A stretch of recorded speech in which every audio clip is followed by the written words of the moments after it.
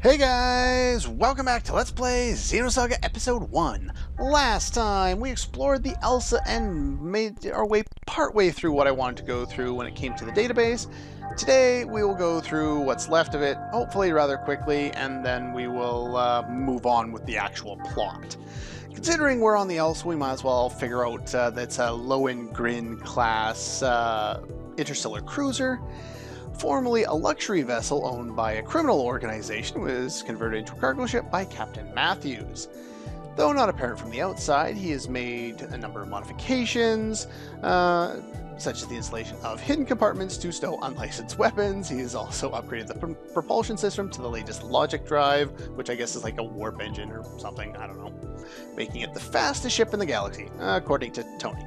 Rather interesting, the name Elsa comes from the heroine of Wagner's, my pronunciations are horrible, his own opera, which of course is based on the class of the ship, which I think was pretty cool.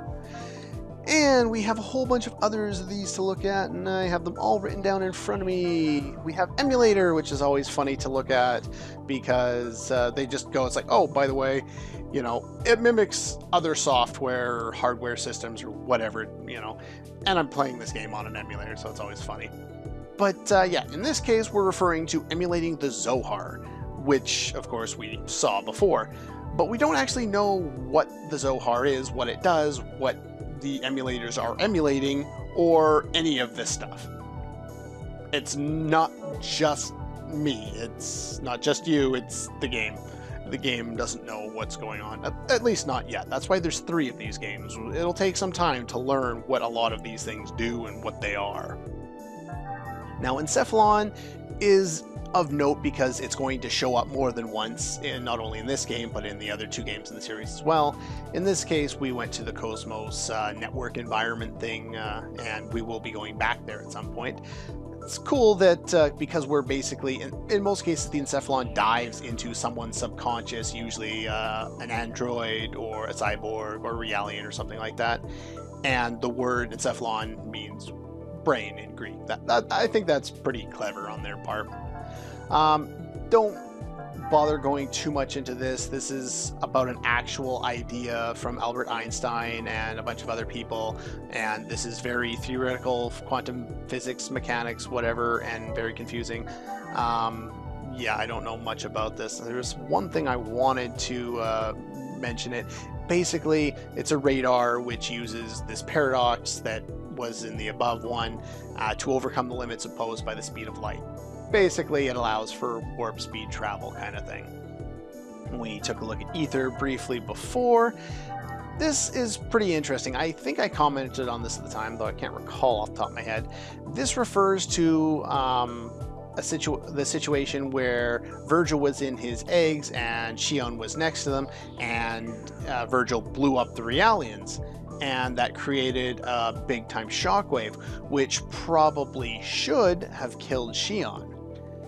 And if you look at the bottom paragraph there, here's another mystery. Since Virgil was inside eggs, his survival can be explained, but how could Xion, who was totally unprotected, come out unscathed? It appears that Xion is quite a bit tougher than she looks.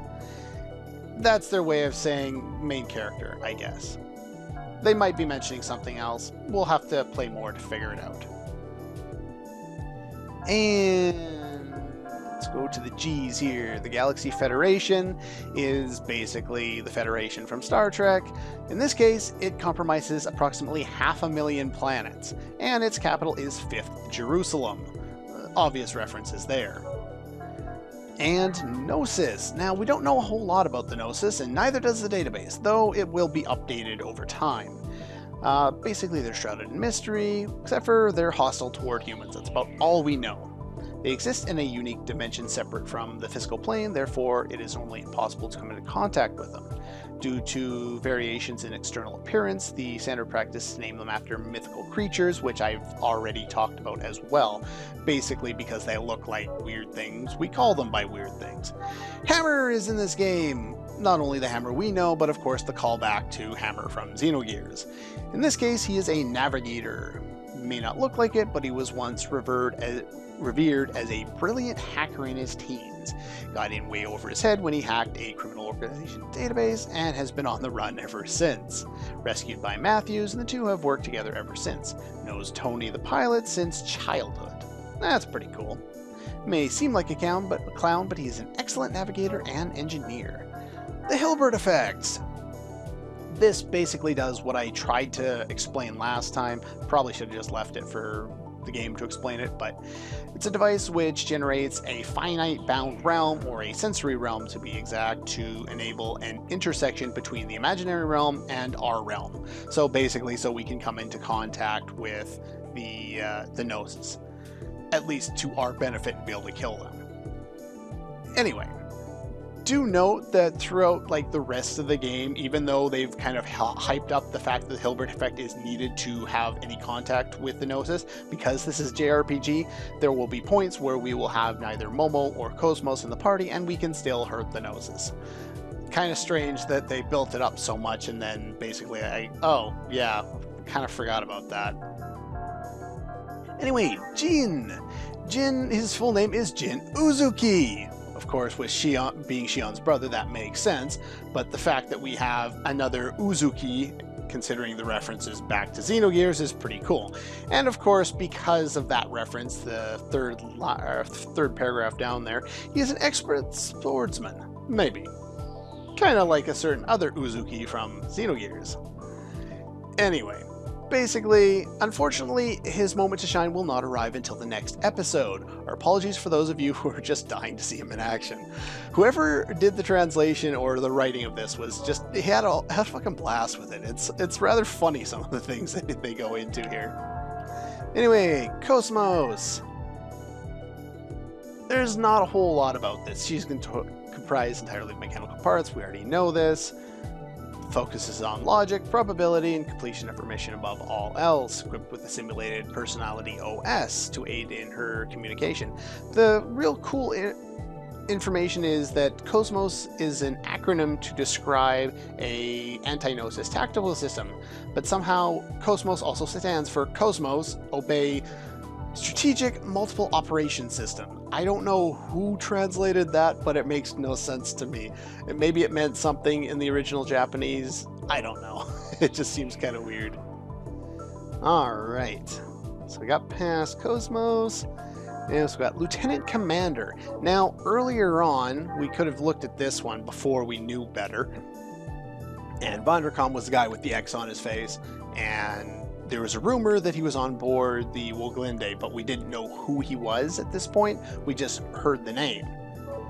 Here, they give a little more background. A member of the UTIC organization is subordinate of Cherenkov, which solidifies the fact that Cherenkov is part of the UTIC.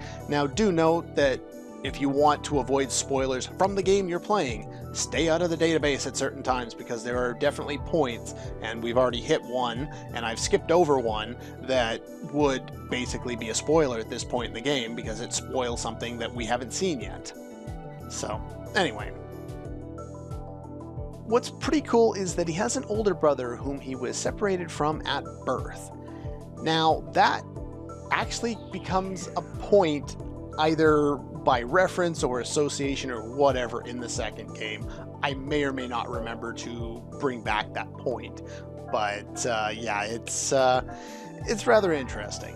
Anyway, the Life Recycling Act has to do with how Ziggy kind of came to be, and yeah, so a lot of that, yeah, the law remained in effect for about 160 years, but was later revoked because it just didn't work out the way they wanted it to, and the fact that Ziggy was revived after his death and became a cyborg from that, probably against his will from the way he acts, is kind of evidence that that's probably not the best law to have in action. Alright, so Margulis, one key figures of the UTIC organization and the commander of Pleroma, which is where Ziggy saved Momo there. And he is intricately connected to both the incident which occurred 14 years ago and the Miltian conflict. Appears to be a former soldier, judging from the strong physique and the sword scar running across his cheek.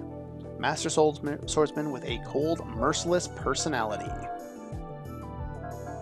There's an interesting one on here. They don't really talk about it, I don't think. No. Basically, he met Chaos before the events of the episode, which we kind of figured since it's only just started. But they don't mention it here, but Matthews is a former military man himself. Whether they've mentioned that so far, I don't think they have, but... Alright, so let's go down to Momo. The bottom paragraph there, created by Yoki Mizrahi, and she resembles his deceased daughter, Sakura Mizrahi. Her outward appearance is that of a 12-year-old. So there's more information to be gleaned out of that, but we'll have to wait till later to learn more about it. The MWS is Xion's weapon. In the middle there, it stands for multiple weapon system. Contained within the unit are various types of weapons, including fighting knuckles, taser rods, and anti-gnosis beam launchers. It's kind of a strange thing. Anyway, in the bottom there, thus even weak individuals can go head-to-head with an armored tactical weapon. In theory, probably not. I would not put Xion up against any big-ass weapon like what Ziggy was fighting. That sounds like a very bad idea. Alright. Pleroma. The term and concept can be found in both Jungian psychology and Gnostic doctrine. Now, it's basically the post we were at.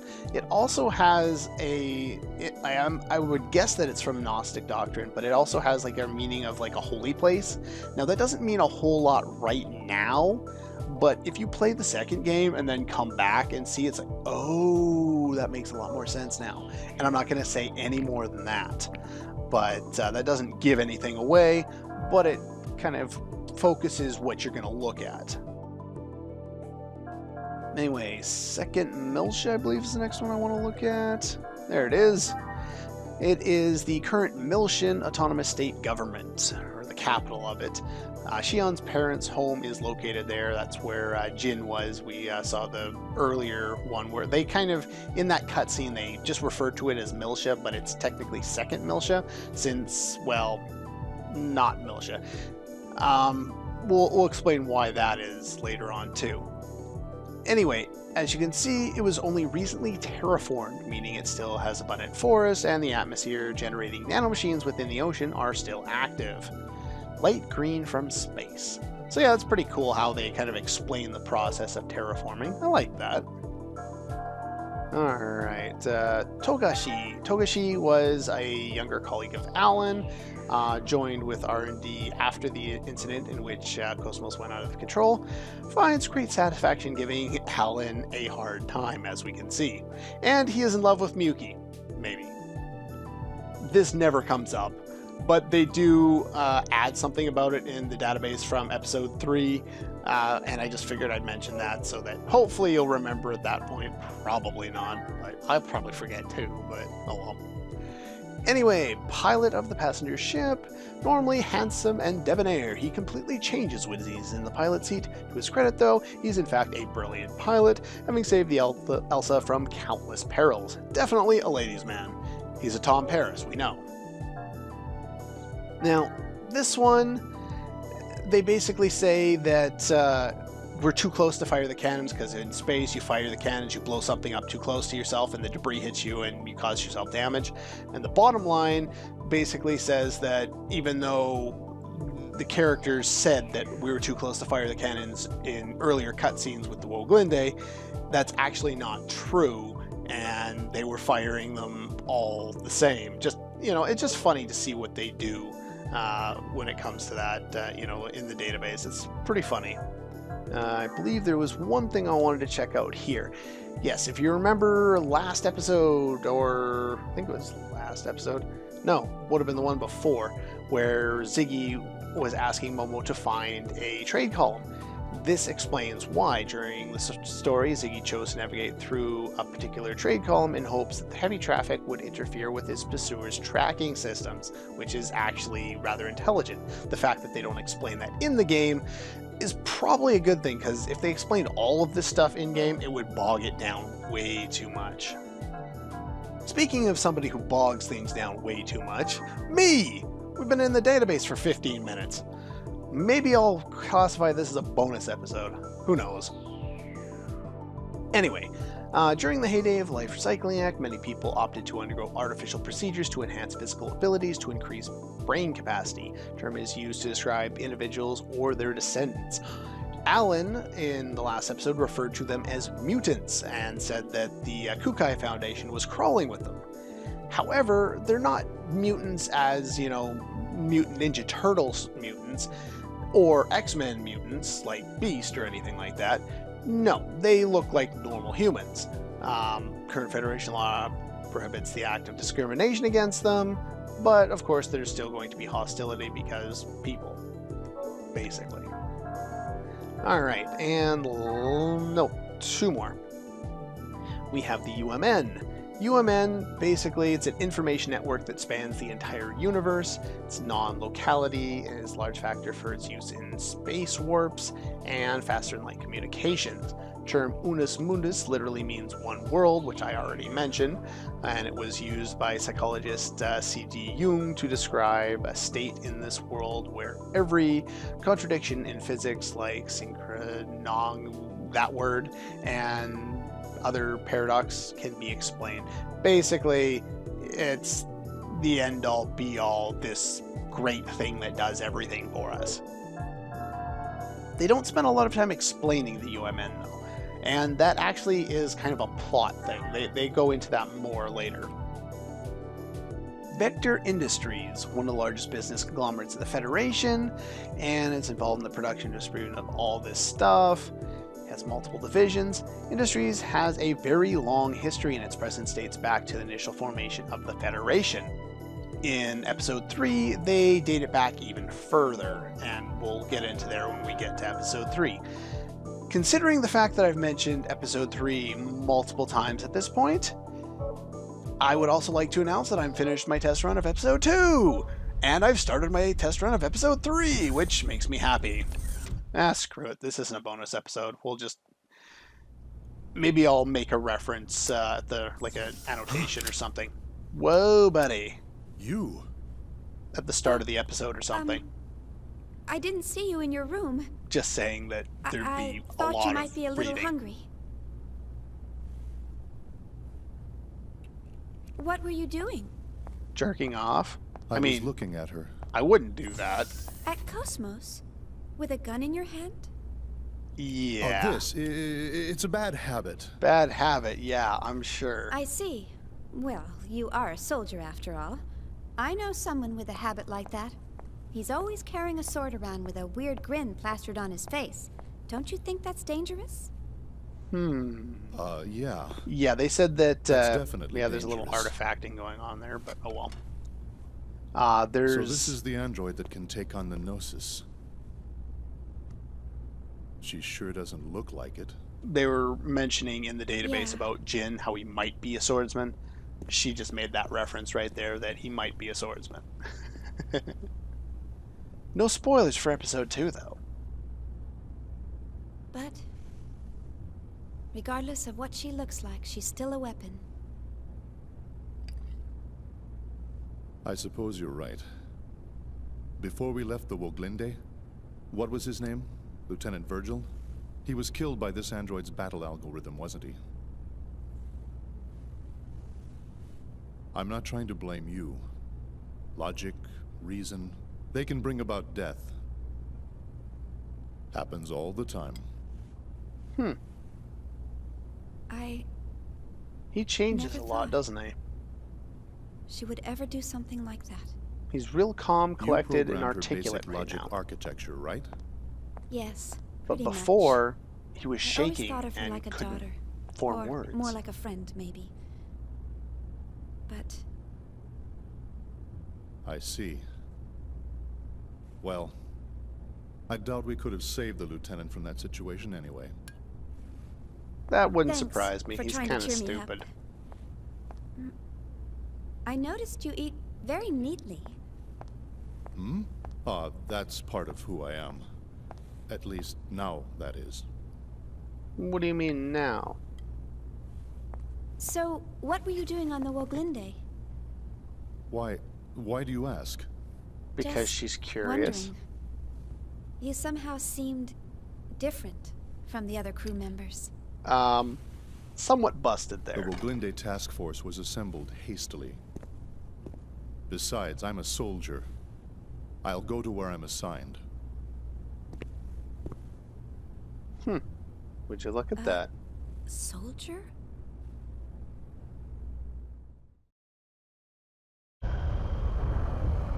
Meanwhile, in an area we know nothing about. Well, looks like we've lost them. Yeah, thanks to your linking directly to the main controls. You're welcome. Oh, I just received a UMN pulse. Preparing the long-distance jump to the Federation capital of 5th Jerusalem.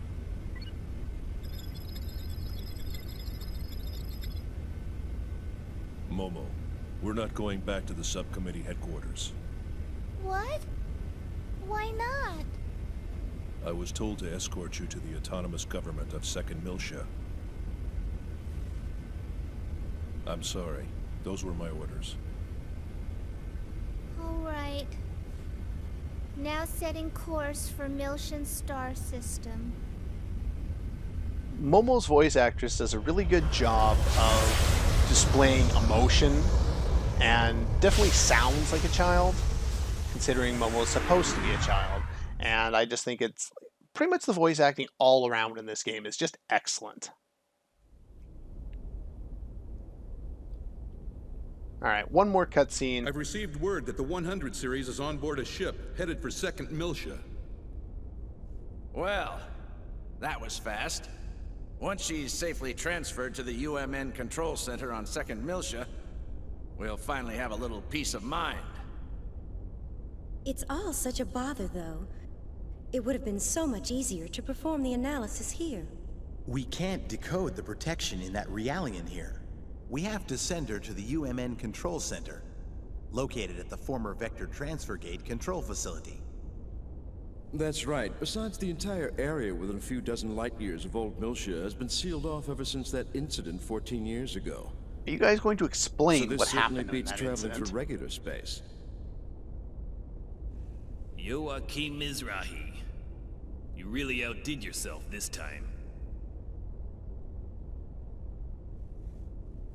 Do you realize that his former wife is don't right worry there? about it. You're absolutely right. By the way, do you really think the Y data is hidden within that Realian? We Why have data? conclusive evidence that she holds the code to unlock the UMN transfer gate leading to the sealed-off sector. Aside from that, she's pretty much a mystery. We'll just have to open her up and see. That's kind of If she cold and doesn't have it, detached. we'll be required to delay the Zohar project. What How will we Zohar explain that project? to the Council? Even if it's lost, we still have one other lead. And that is? Let me pull up my documents. Go to my computer, my documents, video, or pictures, depending on whether that plays This or not. image was processed from the only remaining surveillance camera. The picture's unclear, but that boy served as Joachim's assistant. Judging from the time frame, we believe he was somehow involved with the Y data. Where did the boy come from? The records are missing. The only information we have is that he was 14 and studying at the University of Bormio. But even that's just second-hand information from Mizrahi. He got into Bormio at 14? Must have been pretty smart. You don't know what happened to him? Correct. It's currently under investigation. If he's alive, he'd be 28 years old now. This research paper is on the secondary effects of the Hilbert wave. The Hilbert effect. Do you think there's a chance he slipped into Vector? Back when UTIC was still the Mizrahi Cerebral Sciences Research Center, Mizrahi's main patron was none other than Vector. Seems to be It's a certainly strange possibility. relationship concrete between a evidence, lot of of these Dr. Mizrahi, corporations, please continue your investigation of this issue. organizations, Yes, of course. companies, In whatever any else. case, our first priority is to get access to the old Miltia sector. Our hands are tied until we recover the original Zohar located there. Okay. Anyway, that's about all the time I have for this episode of Let's Play Xenosaga. Next time, we're done talking about what's going on the Ziggy Momo side. Let's get back to Shion's side. That's all for this one, and I'll see you guys next time.